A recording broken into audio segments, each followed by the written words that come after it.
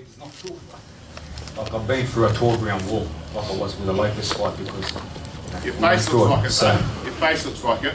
That's just a few marks, but if you jump in there with me too, you'll be the same. Hey, look, I'm the man in the arena. At the end of the day, I made this happen. If I didn't choose this, to protect records, I could have fought an easy fight, and look at me, I knocked someone out 2 rounds. But I take the risk, and that's part of the risk. You take risk, you reap reward. But it was his night tonight, and all the best. And you're sure that the adversity that I've got to go through now, I'll be back hungrier than ever. George, where did it go wrong? Now, George, stylistically, have you got thoughts on what you need to change up to beat him in a rematch? Sorry. Yeah, I know what I've got to do to beat him in the rematch. We had them game plans. Unfortunately, we couldn't implement the way we wanted to. The ref did let a few things go as well, which should have been, pulled up a touch. But it is what it is. I'll go back to the drawing board with my team, and congratulations to Devin Haney and his team for the win. They came all the way out here, like I did with Lakers, and they got the win today. But I'll be back. George, where did it go wrong? If so, when and where would you like to have it? As soon as possible. We'll do it tomorrow if you want. I feel great, so it is what it is. And hopefully, at the end of the year, November, we do it again. Look, I gave him the shot. No one else was going to give him a shot. There was too much politics involved for him and Lopez and him and Lomachenko. Right straight away, I was a man of my word, and I said, okay, let's just make sure it made sense. Obviously, he's going to want to make sure it makes sense on his end, but let's get it done. And let's give the fans a great fight. Let's fight. George, where did it go wrong for you, and do you feel you're as sharp as you were against Lopez? Yeah, look, I was sharp in points. I landed some very good shots. I hurt him a few times. I felt like every time I landed clean, he was hurt. So, he just fought his game off that jab. He just boxed off that jab and did his holding. He did hold a lot. He did hit low. Every time I tried to exchange, he got to that hip. So it is what it is. Did he do anything you didn't expect? Did he do anything you didn't expect in there or didn't plan for? Yeah. Look, I thought he would have fought a little bit more, but he's a good fighter. Don't get me wrong, he's a good fighter. This is a high level. It was a high level chess match. I tried to make it a little bit more aggressive. He boxed his fight, and the judges had him the winner tonight, and all respect to him and his team. And this is boxing. Like I said, I'm here never to protect the record. I've had a hard journey, as we know. We've been through the hardest journey I feel in boxing, and I give him his applause tonight. Humble in defeat, and the victory as well. George, would you like to fight in Sydney, your hometown, maybe the new stadium? I think the way that they're up, and Lou and Bob can probably answer this one. I think I'll be back here in Melbourne, but I love Melbourne. Look at the crowd today. Look at the fans behind me. And even after the defeat, they all stood there and were so applauding of the fight. So I love that. I respect that so much, and thank you to the fans and to the media and everybody here today. And I'm very proud to have brought a great fight in Australian boxing. George, fantastic performance. What would you say to the how this is laying a path for the Australian boxing for the youngsters in the future? Yeah, look, this is not the end for me. We will get it on again, and I will handle my business next time. But at the end of the day, this is a great thing for young kids, amateurs, aspiring professionals, and I'll continue doing my best. And I'm very proud to have brought a big fight here, and proud to bring another big fight again by the end of the year. And there'll be more to come for these young amateurs, these young professionals, and that's why me and my father have ferocious promotions to help these guys. I got to the top. I did get to the top, and I'm still at the top, with or without a belt. I know who I am as a fighter, as a champion, and the belts, don't make me a champion. It's who I am in here, and who I am fighting the best of the best. So this brought Australia together, this brought the Greek community together, and I'm sure this brought the world together as well. We love you, George! There you go, George. Well done, Georgie. George, how did it feel to go back? Been inspirational to kids with your story, your bullying. Yeah, look, it's an amazing thing. Look, I've come from very humble beginnings where I was bullied and had to fight through that. So I've been through a lot more adversity than just a boxing fight and tasting defeat for the first time tonight.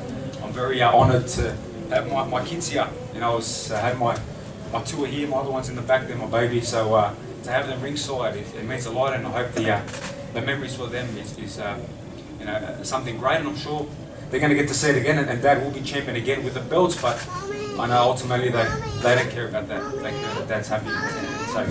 Question for Jim. Jim, did the advice change in the corner throughout the rounds as the fight was going on and George started to go down by a couple of rounds? Did you feel like you had to adjust the game plan, or what were you saying to George in the corners? Oh, you basically just had to put more pressure on Devin, you know, and you just let Devin get too comfortable all the time. So if you're going to be comfortable with that jab, you know, you're not going to be able to get inside. So, you know, George had to basically just execute what we did at training, and the way we prepared was extremely well. I mean, we had a better camp this time round than what we did with Lopez. But if their game plan was to bank the rounds. And then if you're letting them bank the rounds with that jab and moving, and obviously, you know, there's no excuses at all, but the referee basically, you know, with the holding and stuff like that, you know, usually, you know, you get warned and maybe a point taken off. But when the other fighters, you know, his momentum is always stopped. You know, that there means that George's got to reset. But at that point, Devin's resetting with that jab. You know, so but look, there was a few mistakes there. We know that, it's evident. I mean, you know, we're professionals, mate. So the thing is, we're going to execute and look at it all. And you know, George has to start fast. That's what he has to do. He's got to make Devin uncomfortable from the get-go, not let him bank the rounds and then he's playing catch-up. So George, actually in the 6th round, he started to roll and he was very comfortable, and you could see he was starting to land. But you're playing catch-up. It's as simple as that. So some of the shots weren't as sweet, but that's the name of the game. And what I would say too, he could have taken a much easier route here. I mean, there was a lot of money on the table just to fight anyone. And didn't have to go, could have gone into the 22,000 seat indoor arena and sold it out, basically fighting anyone, and frankly that's what most fighters do. He fought this for personal legacy. He also fought it for the good of boxing, and lastly, and I really mean this, he fought it for the good of Australian boxing. He believed that this country deserved a stadium fight with a great champion defending against the best available contender. When Loma went back to Ukraine to defend his country, he didn't make it an option for me to get anybody else. He said, you go make a fight with Haney, you do what you have to do to go make a fight with Haney. And I'm not going to tell you that I didn't say, are you sure about that? Because I did. But he wanted that not only for himself, wanted that he thought it was right for the sport, because the best need to fight the best. That's how we elevate our sport. But he also has a vision for the future of boxing in this country. We have a lot of up-and-coming young talent here. Boxing in this country has never been stronger than it is right now. And George making that decision to fight the best in a stadium here, draw 42,000 people, who I think came in and had a great time today. Applaud this man because he's a great champion. Yeah, and that goes down to my confidence. We fight tomorrow, I'm going to beat him tomorrow, so that goes down to my belief in myself, and nothing changes. You know, we will change game plans again, and we'll make, you know, go back to the drawing board, but my confidence will always be at a sky high, and that's who I am as a person, as a fighter, and I think we all need to be confident in anything we do in life, so, you know, it is what it is. That's the sport.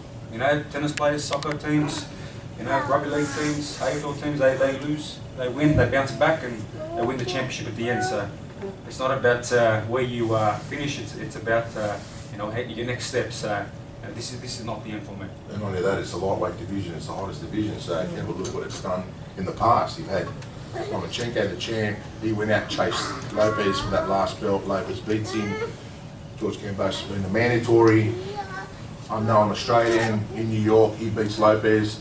Devin Haney comes down here, and that's great for boxing because you get champions constantly ticking over. You don't have got that one champ, so you know, it's great for boxing. The lightweight division is the best division at the moment, and we get another opportunity at the end of the year with a rematch clause in Victoria, and I think this time around, you know, we just have to execute a little bit better, and just don't give him a bit of a head start. We've got to start fast. Steve Cudeno, KOR Sports. Congratulations on putting on this incredible event here. It's because of you that we're all here. Looking at the jab and how that just was able to kind of neutralize, how do you, maybe footwork you got to work on to get into to move it, head movement? What is it that you were lacking that he was able to land in? I think when I started to apply the pressure in certain points of the fight, we saw how uncomfortable he was. I tried to bank on my counter punch because, as we know, I'm very destructive as a counter puncher as well.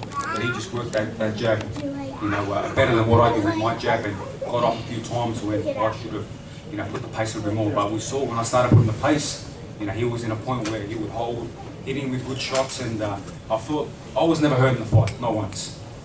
He was hurt, I feel, multiple times to the body and with some good shots to the head as well. But that's what it's about. He boxed well. He used what he had to do to win the fight, and it is what it is. He got the win tonight, and I'm sure I'll bounce back. Question for Lou and Bob. Who impressed you guys most on the undercard? I mean, Jason. This was Jason tonight on the undercard. I mean, honestly, for me, he's his promoter, but I've always been a fan of Jason, but tonight I thought he put everything together. I thought it was the best performance of his career. And Jason and his brother, because they've, particularly during the pandemic, fought so often in the States. He's almost regarded as both of them are regarded as American fighters because they fight so often on ESPN, and they're very, very popular. One last thing, you know, I'm a big proponent of women's boxing, and that's been a sort of a cause for me over recent years. Tyler Robertson's a good little fighter. She's gonna. I expect her to eventually win a world championship. I thought she impressed me tonight. Lou and Bob, if say for some reason Haney decides to vacate, which would be a possibility, what would happen then? Would George automatically fight for a title next up? Well, nothing's automatic, but if he moved up in weight, for example, which I don't think he's going to stay around at 135 much longer, frankly. But if he moved up in weight, for example, titles would vacate. The likelihood would be George would fight the biggest fight that could be made for a vacant title, and that probably, if he, God willing, the people of Ukraine are rescued from the carnage that's ripping them apart right now.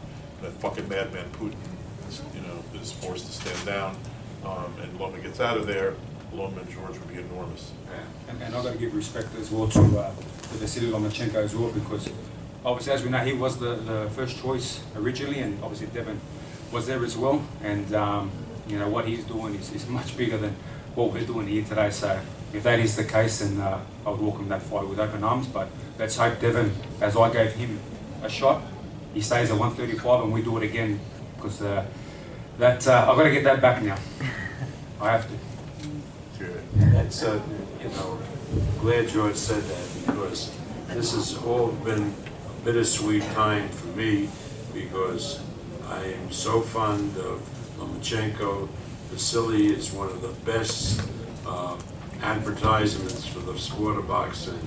For him to turn down this fight in order to fight for his country, where he didn't have to do it because the Minister of Culture in Ukraine gave him permission to come out and do this fight, and he refused because he felt that his duty was to defend his country.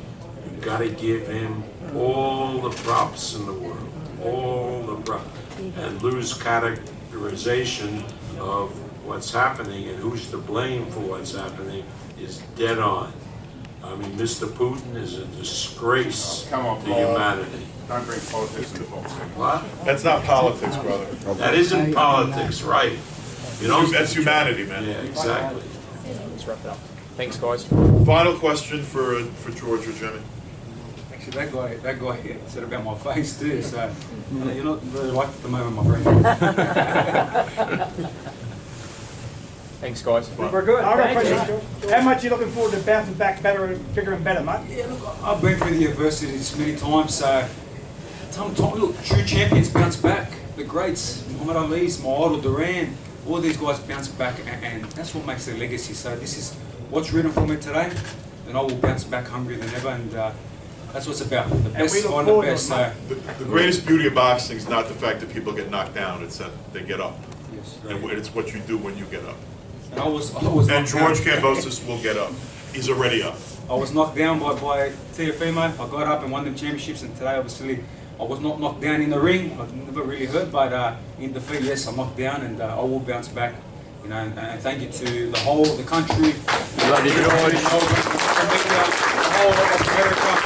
Thank you, Bob, my team, my father co-manager Jim Kambosos, my other co-manager Peter Khan, and ultimately no one believed in us for a very long time.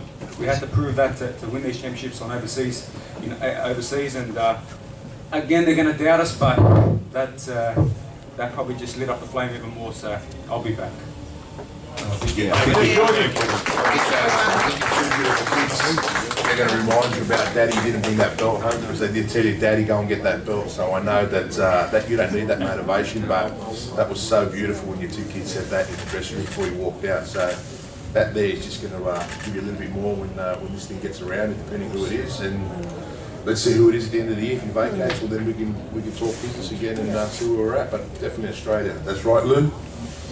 Yep, 100%. Thanks, guys. Thank you.